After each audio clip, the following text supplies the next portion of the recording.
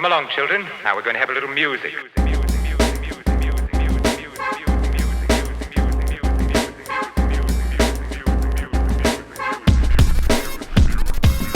All right.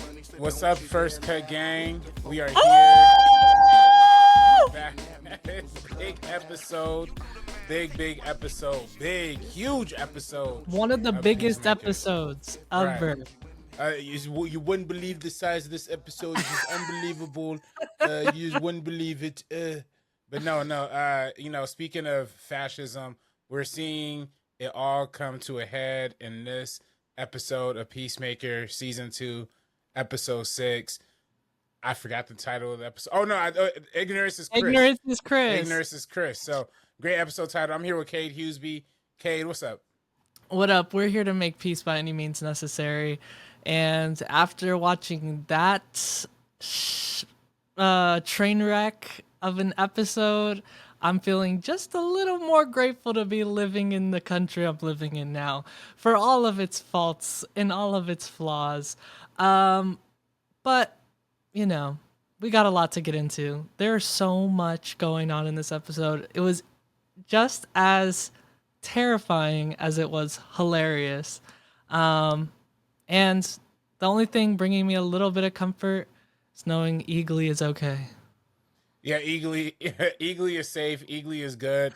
It's there's a lot. There's so much happening, and I think I normally like to do our breakdowns in order of the events of the episode, but I feel like in this specific situation, because there was huge twists, huge things going on at the end, I feel like it's only appropriate for us to start this breakdown at the end with the huge reveal of this Nazi dimension that we had kind of speculated about in previous episodes. I mentioned, if you were watching our previous breakdown last week, I kind of mentioned there's a DC concept or DC universe called Earth X, where the Nazis ended up taking or won World War II or something like that, or Germany won World War II, and that's I guess that's kind of what this is kind of basing it off of, because we see Chris turn over the American flag on the desk, and it's a Nazi symbol on the flag. So, and this ties back to what we've been talking about since the very beginning of season 2, right? Thinking about how does someone as evil as Chris's dad turn out to be a hero in this world? And how does that morality and the value set that he has play into him now being a hero? And is it something that could change, or is it the world that changes? And well, we definitely got our answer with this episode. And it's just gut-wrenching all around, especially the last 2 minutes. What they fit into a matter of a minute and a half, 2 minutes of television is honestly impeccable storytelling, suspense, cliffhanger, totally turning the whole world on its head. And yeah, I mean, holy shit. yeah, no, it was that's a crazy way to reveal it. And of course, like you said, the last 2 minutes, my always complaint with the show is that it's always just short, and they always cut it off right at the point where it's you hook. I guess that's great TV, right? That's masterful cliffhanging, yeah. Like Stranger Things level cliffhanging right there. Right, yeah, it's some crazy stuff, because we end off this episode with Adebayo getting chased down by all these Nazis. For one, that whole sequence when she's walking by, again, there's a little bit of reverse order. We're gonna get back to the beginning in a little bit, but I feel like we're recording this at night, and we're still going through the fallout of what just happened. Of just seeing everything happening, and yeah, Adebayo getting chased like that. For me, as a black person, the first thing I think of is like, it's kind of reminiscent of like some kind of like lynching ceremony. You know what I'm saying? Like they're kind of this very kind of almost, I don't want to say, not triggering from a personal perspective, but like from almost like a generational perspective. Like dang, this is definitely what like the ancestors was dealing with probably like 60 years ago. So that was kind of interesting, kind of deep to see. But yeah, would you feel? I knew as soon as incredibly terrifying. Yeah. I think Like we were talking about, Adebayo is like one of the most beloved characters in this entire show. And when we were speculating on this being Earth X and whatever, one of our biggest fears was her stepping through that portal and going into the world. And she even says to Economos in the kitchen, it's more dangerous in here in the house than out walking in the neighborhood. Obviously, dramatic irony looking back on it. It's the world is incredibly dangerous for her as a black woman. And what's really interesting, I think, about that scene is that it starts out with just this Karen looking from her Audi, giving her side eye. And that's something that even could happen in the real world. And it's not something that she necessarily took as a blatant offense or a warning sign. You know, I thought that was a really interesting way that they escalated, revealing the deep, deep bigotry of the society of saying, okay, here's some white lady driving by giving her side eye in this suburbia atmosphere. Maybe that's something that could even happen today in certain, you know, southern United States, however you want to look at it. But then, you know, Keith pulls up and he's rolling down the street, and then she hears the tire screech. She turns around and everything, hell just breaks loose. Right. And it was giving like a Jordan Peele vibe, like Get Out. Yeah, it was Get Out. Get Out vibes. To me, this is also very Twilight Zone kind of vibes to me too. If you watch it, especially those older Twilight Zone episodes, like from the '60s, they were all low key. Some of them were touching on like the civil rights stuff as well. This is also another illusion. I mean, another illusion that I always think of. I've mentioned this movie a few times on the First Cut channel. It's from Roger Cormick. It's called The Intruder. It's from like 1960, and it's basically like about like this white town in the South getting all riled up about like these racial issues, and it basically involves in like this like mob violence where like these white town people all end up chasing like this like little like black family basically. You know what I'm saying? So Wow. it's I mean it's a great film. It's actually William Shatner's first movie ever, which is like crazy. But anyway, that this whole sequence kind of reminded me of that movie. Kind of just reminded me of that, how kind of like how scary the build and anticipation towards like mob violence could get, especially again as a black person. And then it's funny, like Keith gets out the car, he yells a black. Shout out to James Gunn. I know he was nervous. I listened to the Peacemaker after show too immediately after this episode was over too. Gunn kind of talked about him being nervous kind of doing this kind of sequence, and he talked to Daniel Brooks a lot for like advice and like how to do it. I definitely feel like if this was like, you know, Tarantino or something, we definitely would have got some M bombs. We would have got something a lot more brutal with that. But yeah, no, it is like you said, it's you know, the rise of the Karens, the rise of fascism, the rise of, you know, this whole anti-woke, anti-DEI kind of mindset in this country. This feels very prevalent to what's going on right now. So yes, Yeah, salute to them for totally. just kind of going for it, you know, unabashedly. And also the intercutting, the editing in that sequence was chef's kiss. You know, intercutting Economos running in with the Blue Devil. Is that his name? In this one, yeah, the Blue Devil instead of White Devil, yeah. He's him running in with him in the kitchen, intercutting with Harcourt walking into Argus, and the reveal of her meeting herself, and the way that they just cut all three of those scenes together to really like get the heart racing, I thought was so masterfully done. And I think that you know, it's horrifying to see exactly how dogmatic generational bigotry can be in this case when it's left completely unchecked. And it makes you speculate on, you know, we even see it with Adrian saying, huh, in this universe my dad's not gay, like, you know what I mean, like it's not Yeah, nah, that's true. Oh, safe I for didn't catch that. anyone. Yeah, I didn't catch uh that. and it also shows, you know, it kind of just explains everything we've been speculating about this alternate dimension the whole season, down to Harcourt being a bookworm versus a street fighter, the misogyny that plays into those values too. Right. Well, I mean, bookworm, definitely. I feel like both versions of Harcourt is, definitely smart, and she even kind of mentions that too, right? Like, as she's kind of looking around and noticing like the lack of black people. I think one of the lines was like, reading, like basically she's reading, she's read, she's well read, she's educated. Like I feel like the reason why this whole reveal kind of missed Chris, even though he's been in this universe for multiple weeks, for one, like they say, ignorance is bliss. You are happy you're with your girlfriend and your lost brother, so you're kind of happy you're not really seeing it. But also, he's a little stupid. Like, let's just be real. He's not the smartest guy, so he doesn't pick up on this whole like white centric world. But it's and also, even though he's I guess bisexual canonically, it's like he still benefits from all of the privilege of both societies, of being a white male, cis het presenting white male who's 6 foot John Cena with muscles, and it's like that overlap between the two universes is very interesting.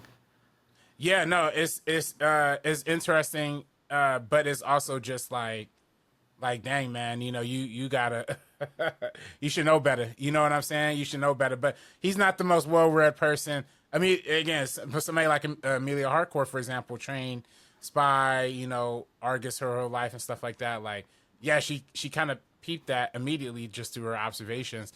So it's kind of funny that she pointed that out early.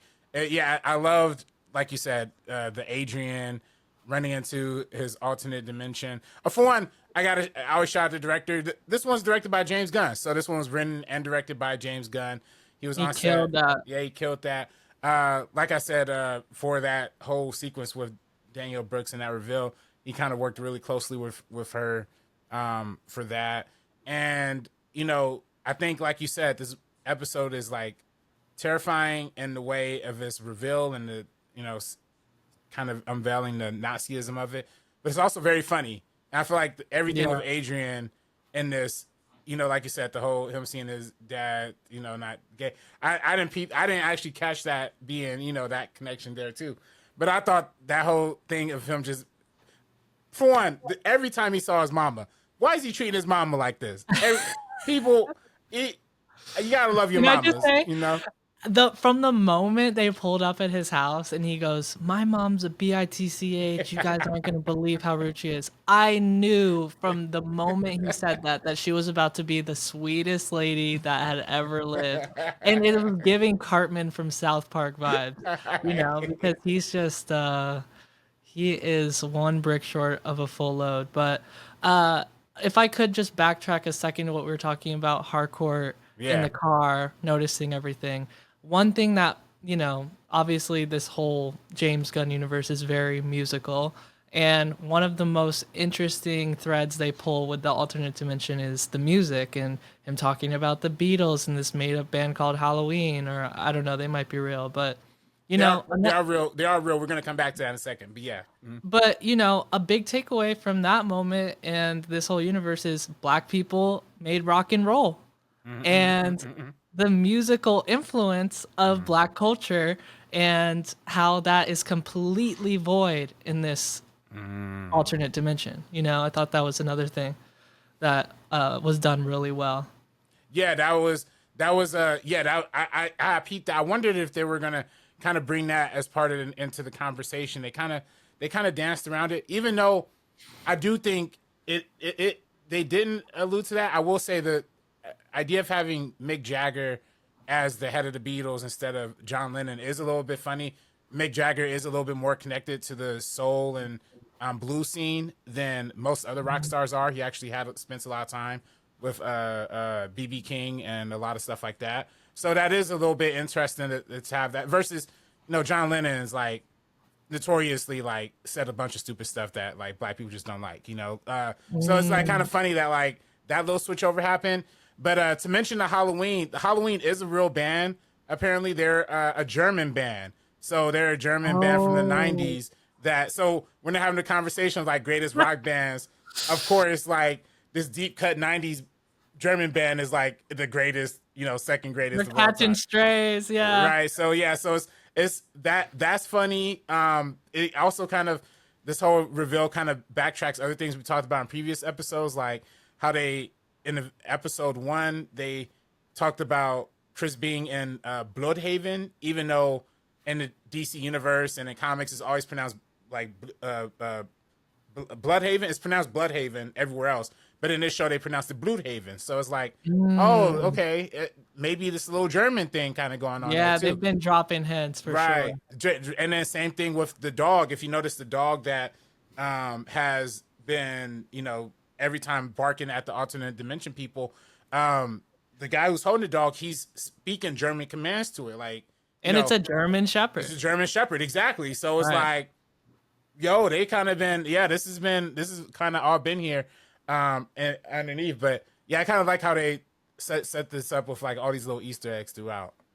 Yeah, it's a scary, scary alternate dimension. I mean, just being in an alternate dimension, like thinking about it from that point of view is scary, not knowing what your life entails, and then you add on top of it the entire world is under fascist Nazi ideology, regime. It just adds another layer of terrifying, and the stakes couldn't be higher for the characters. Yeah. Especially now that Economos revealed what's going on. Yeah. No, Economos gave it up too easy. I don't know why Economos, you know better than that, buddy. You know better than that. But I guess he just got the knife in his hand. He don't know what to do. He don't know how to fight. That's probably the most action that boy's ever seen. Like, at least in season 1. But And James Gunn said in the podcast he had written a scene where he was in the alternate dimension. Economos was like making out with Adrian's mom or something like that. oh yeah. I saw that too. Which is like, I think that was ultimately like the right move not to include him, but that's a funny idea too. Yeah, it's some good stuff. That's again back to that Adrian scene. That was a hilarious meetup between the two of them. I love the joke of them literally doing the Spider-Man meme to each other, even though it's a DC thing, but they mentioned Spider-Man. It's like, okay, that's funny. Right, they literally mentioned a Marvel character. That's I don't know what the implications are. You could probably speak more to that, but yeah, and they both knew what it was, so Right. I guess Spider-Man's still in the Nazi America, or Yeah, who's that? There's some racist white kid who made like a Spider-Man fan film a couple years ago. If you know who I'm talking about, put him in the comments. But yeah, that'll be this universe Spider-Man for sure. Whoever that little racist kid was who made that thing. Anyway, but yeah, the entire interaction between both vigilantes was just like so funny. Much needed comedic relief like throughout this entire episode.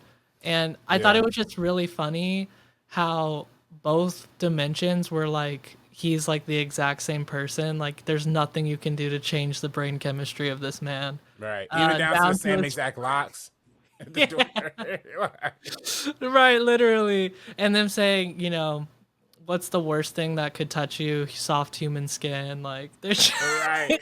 Something touching your butt while you pee, which means like when they pee, they have to pour their pants all the way down. Like, it's like, yo, you got problems. Both of y'all Adrians got problems. Oh, and did you peep the Cheerios Mandela effect? Oh yeah. Yeah, a little nod to the Mandela effect in there. I was gonna say, I feel like that's real. Like I'm a Mandela effect guy all the way through. Truther, yeah. No, straight up. I remember when it was. I remember the Shazam with fucking Shaquille O'Neal and Sinbad and all that. Me too. If the world don't. But yeah, I'm definitely that scene where they're just repeating this stuff back and forth with each other. Oh, you really love this. Oh, I really love this. Oh, and Peacemaker's my best friend. I hate Peacemaker. Yeah. And then we also get more context into the Sons of Liberty, which is like, wait, maybe Adrian is like a good guy. And he's Right. he's trying to fight against this sort of ideology.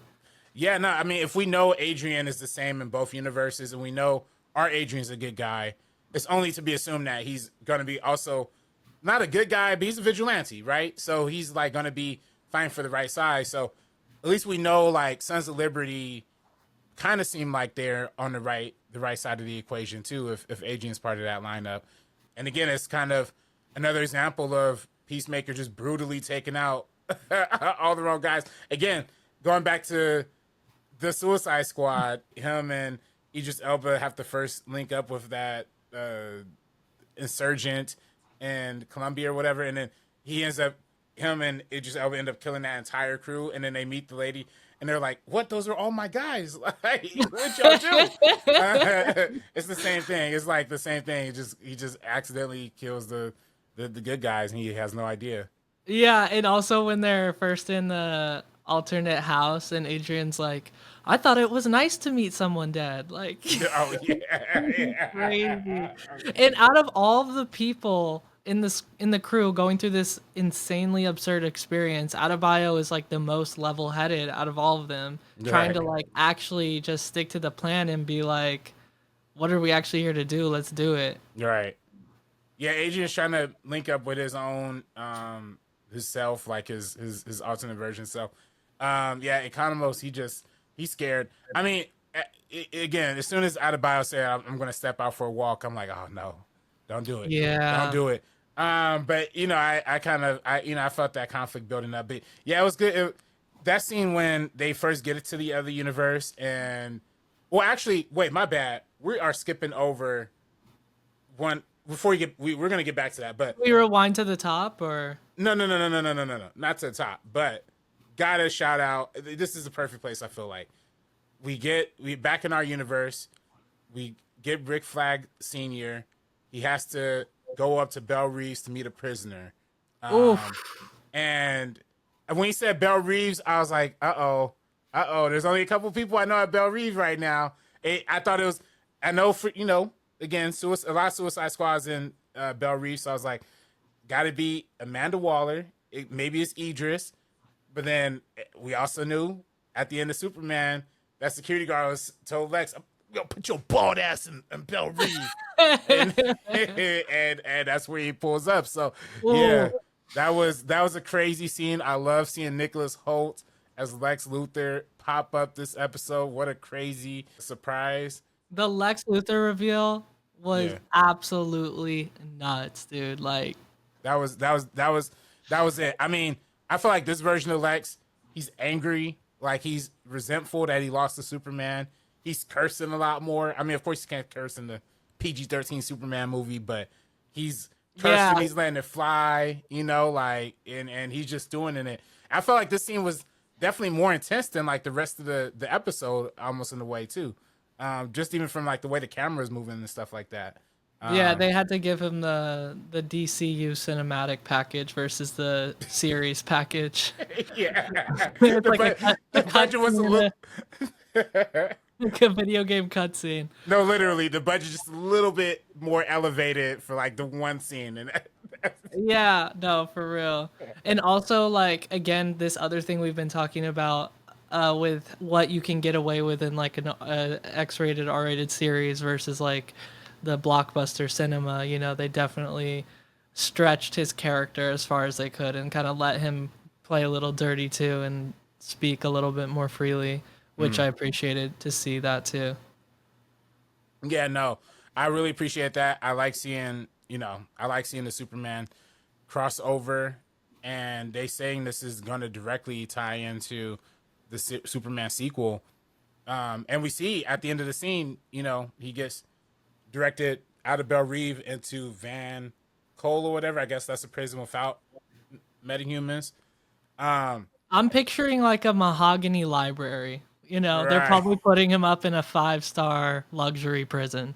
Right. Something that they put Jordan Belfort in when he got arrested. Yeah, literally. Yeah, so he's gonna be playing tennis and getting off pretty soon. But I do think it is. I don't think this is the end of seeing Lex for this season. I think, of course, we saw the preview at the end of the episode. Like, he's obviously introducing them to some bigger, badder force. Yeah. You know, I don't know if you saw that preview at the end. You know, I did. I had to see what was about to happen, and it kind of gave me a sigh of relief to see that because I was like, okay, looks like everybody's relatively okay and safe. yeah, that was the biggest thing. I'm glad they showed Adebayo like not getting, still surviving like in the preview. So I'm like, Oh, okay, for real. yeah, Holy because shit. that was gonna be scary. But yeah, it looks like in the preview they had some dude in cuffs that is gonna be helping them, I guess, travel to the other dimension. I rewind that clip a bunch of times trying to see who it was, what it kind of looked like, what it kind of felt like, and What was it giving? to me is giving. You remember in Superman when we had the evil Superman, like the dumb one, Ultraman. Yeah. Yeah. I'm kind of thinking this is maybe Ultraman or something like coming back. You know what I'm Ooh, saying? that would be Yeah, crazy. like I feel it's not because he kind of looked like a David Corn Sweat, like tall, muscular dude, but then it he definitely didn't seem like a heroic kind of personality. So it's And either it that. looked like they had him in like a box too, like some sort of ultra high security, like density thing. Yeah, yeah, that's what I was kind of feeling like too. So that's why I kind of think that's what that's gonna be. But I don't know. What do you Oh, did you I have any can't wait. thoughts? I don't know why my mind went to Jason Momoa, probably because I just finished watching Chief of War, Mm. but that probably doesn't make any sense in like the real.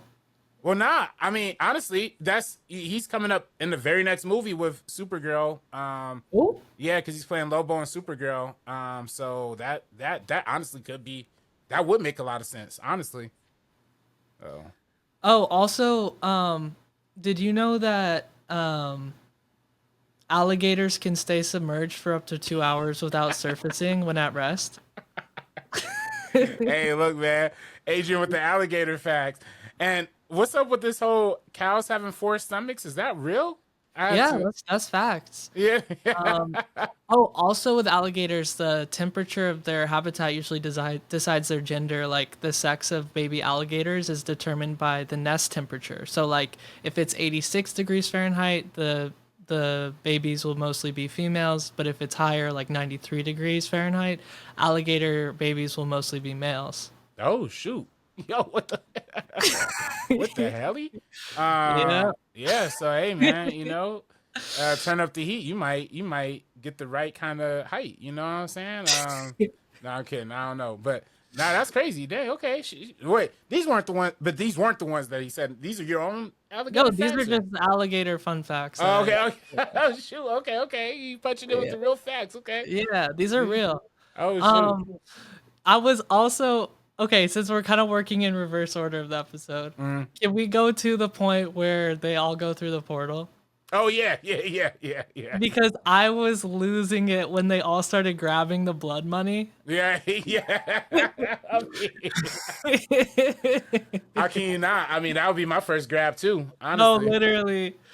Because he just has stacks on stacks sitting in that underground layer, and they're like, right, we're just gonna take a little bit of this, a little bit of that. Yeah, I'm like, dang, Adrian, I mean, I get you don't want to use the blood money, but god dang, you want to pay for breakfast? Like, Yeah. like, you can take one stack at a time. Like, gosh, Lee, like, Ugh. but I, that's dude, what did you think about that whole sequence when they first walked through the interdimensional rift?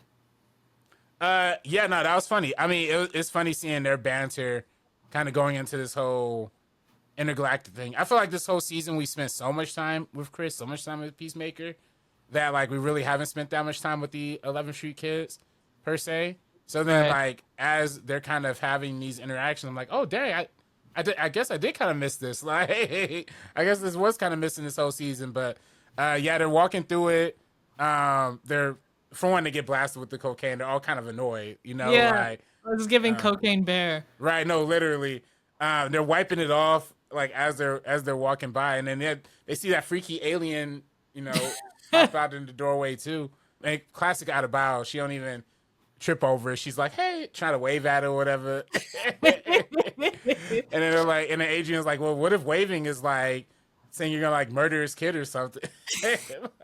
Like, yo, Yo, honestly, like Freddie Stroma as Adrian, I think like one of the best comedic performances in television in the past like 5 to 10 years. Like, I honestly want to see this dude like win an Emmy for this role.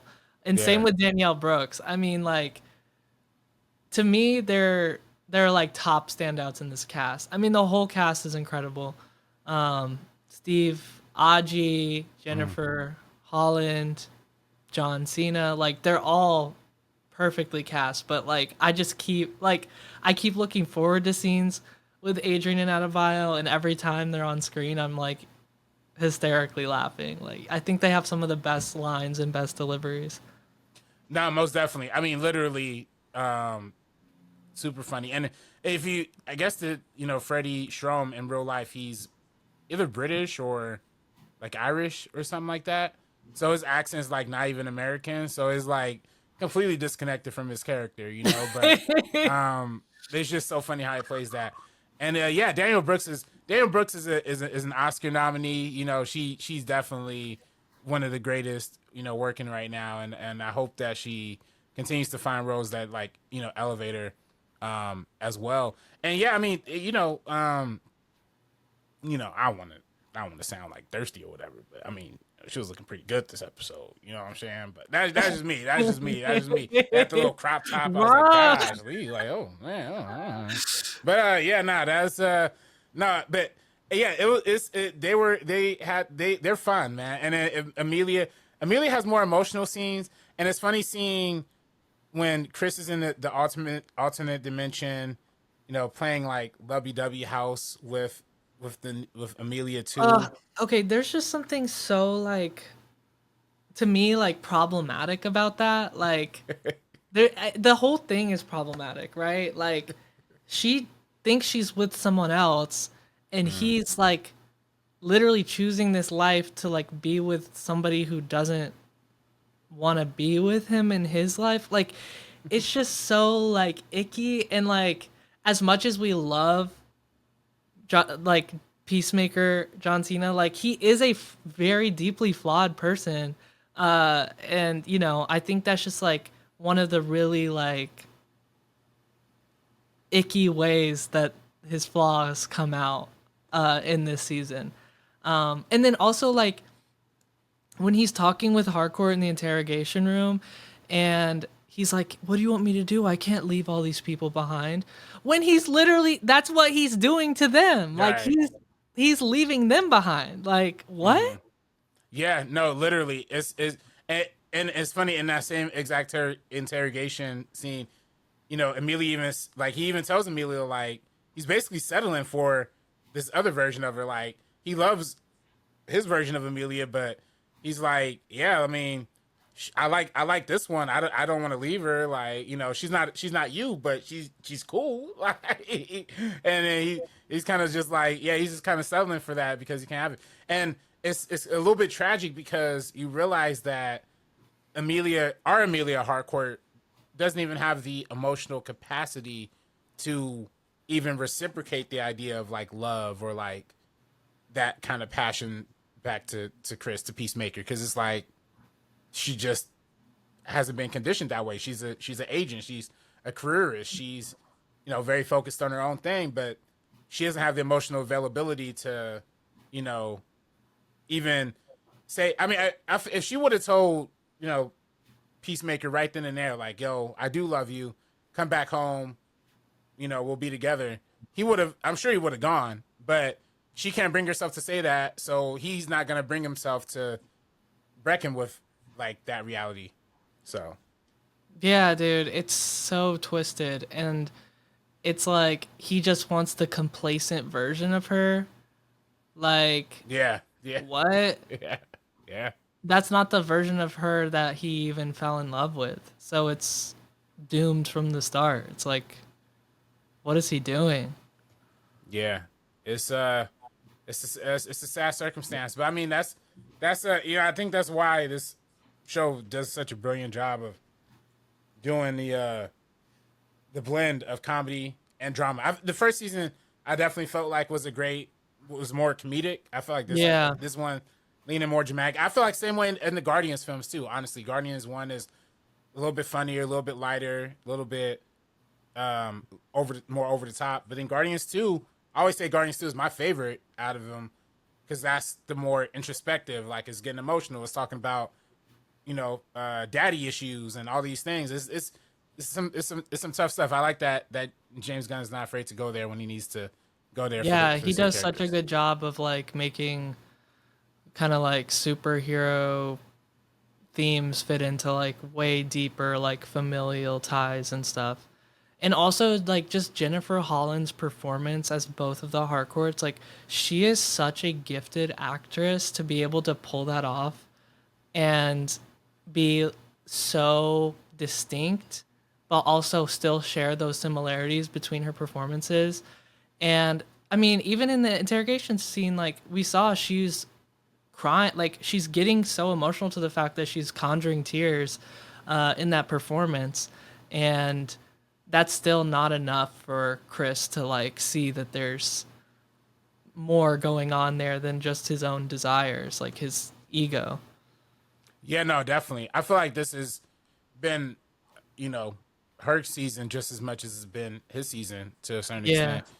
And I really enjoy seeing that, especially like the character. Especially a lot of people criticize the way women characters are written in some James Gunn properties. You know what I'm saying? But I think this is an amazingly written character who's complicated, who's like except flaw. I feel like everybody here is flawed, but like Chris and Amelia's flaws are so deep. It kind of just makes sense that they should be together. You know what I'm saying? Oh yeah, totally. But yeah, nah, it's good stuff. Yeah, it's and that, again, going back to like them. I feel like again, like it's basically Jennifer Holland's like co-starring season.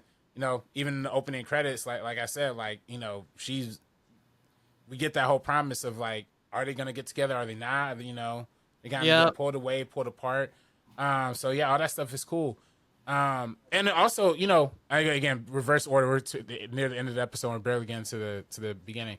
But this is the first time we actually see the opening scene of the episode not be a flashback. So that was cool. Facts. But Yeah. it was disturbing because we get the snap the picture with the kids and then their faces start melting. It's like, ooh.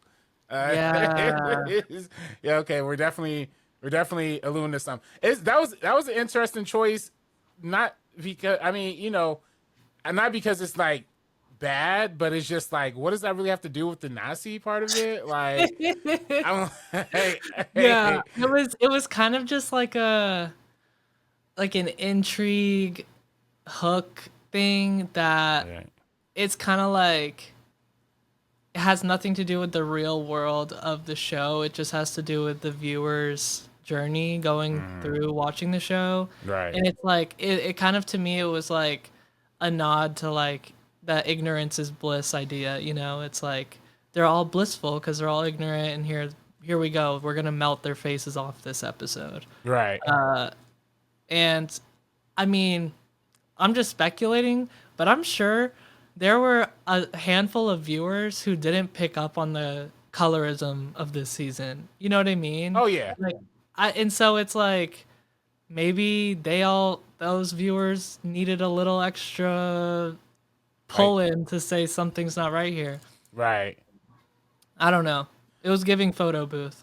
Yeah, no, it was no, yeah, that's my only thing. It's not like it was a bad show. Like I get, to the unsettling part of it. It was just, it just looked a little After Effects-y. It looked a little cap cut. You know what I'm saying? Cap cut, straight up.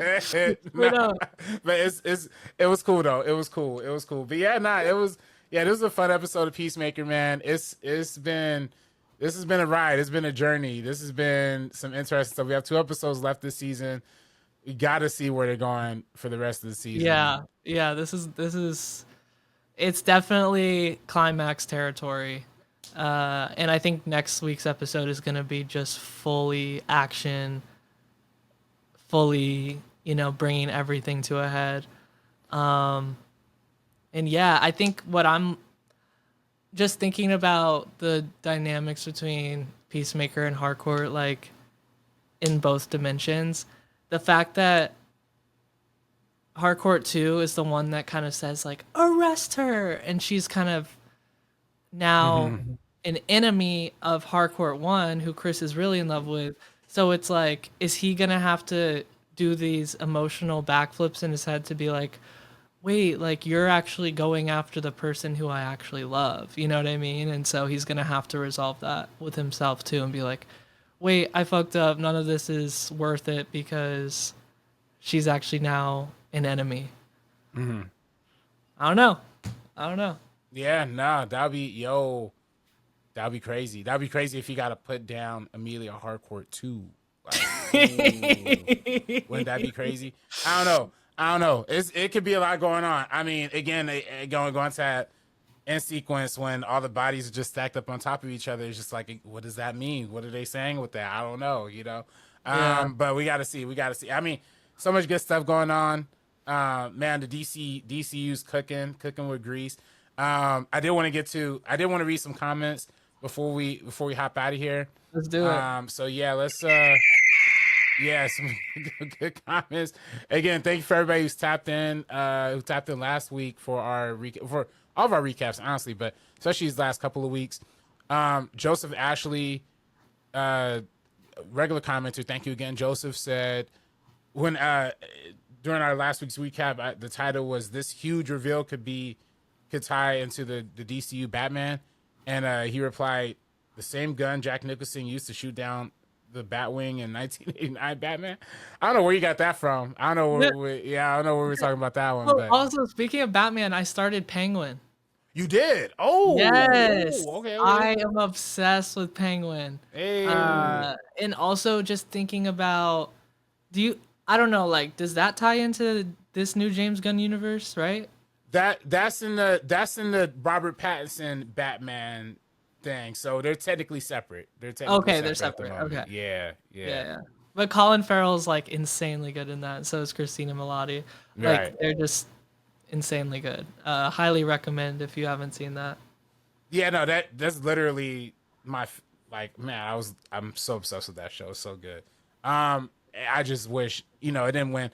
It didn't win all the Emmys last week or a couple weeks ago. Adolescents did a great job, but still shout out to Christina Milian, for her role in Sophia. She's so good. Yeah, she was Crazy. super crazy. Yeah. So then another comment. This was on our Tim Meadows clip. Bobby 1983 said, "Economos, why would I say an eagle is a duck? Fury, a practical joke, trying to use my disability against me. Is it funny? Yes, very. But also got titties killed." And then just quoting the scene, he said, "He's great in this. I haven't seen it in a long time, but he's very funny in The Ladies' Man, even though it's not what I call a good movie. Great interactions with an up and coming Will Ferrell." So yeah, shout out Bobby. Okay, that's what's up. Yeah. No, yeah, he threw the quote in there. That was really funny.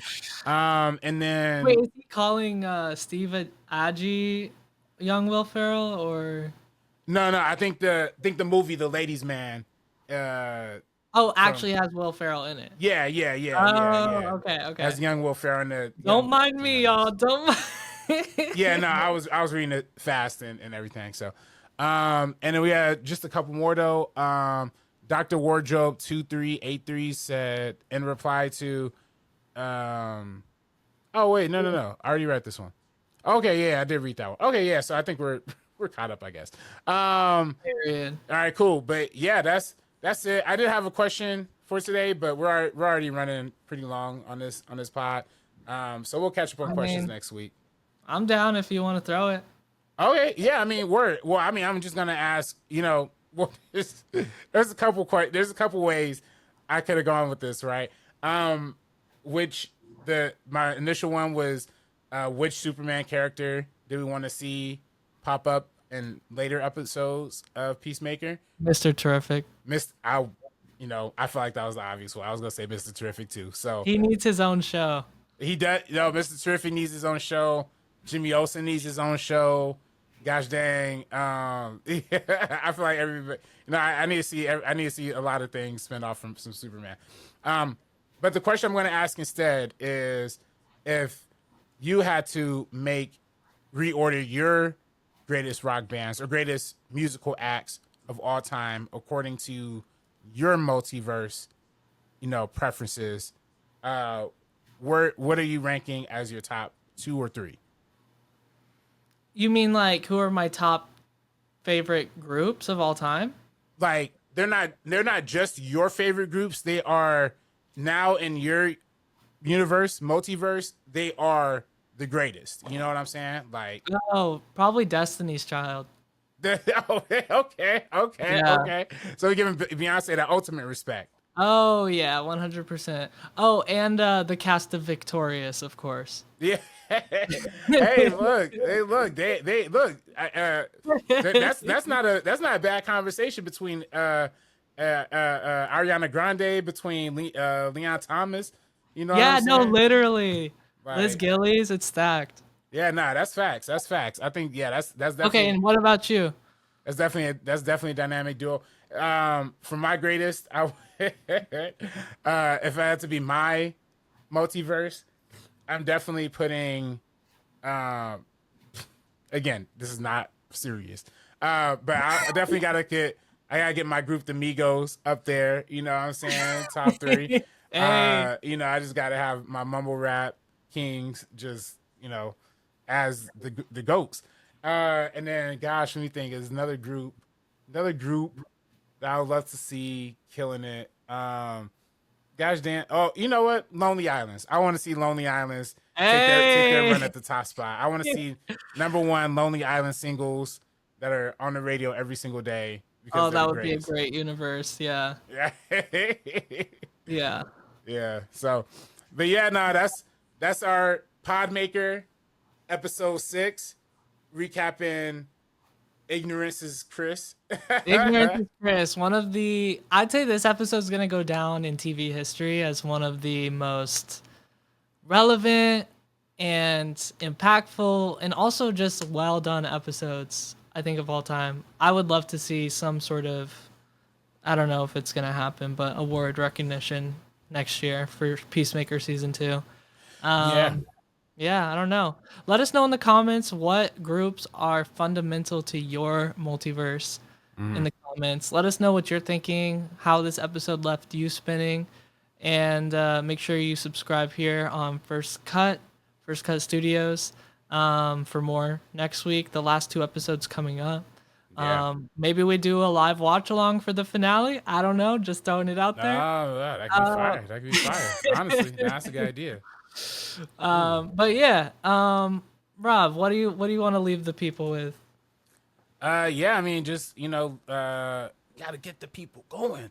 No, definitely subscribe to First Cut. Follow me on Twitter and Instagram at Director RB3, and also stay locked in. We got reviews. I just put out my review for One Battle After Another, the new Leonardo DiCaprio movie. So peep that out. Peep out.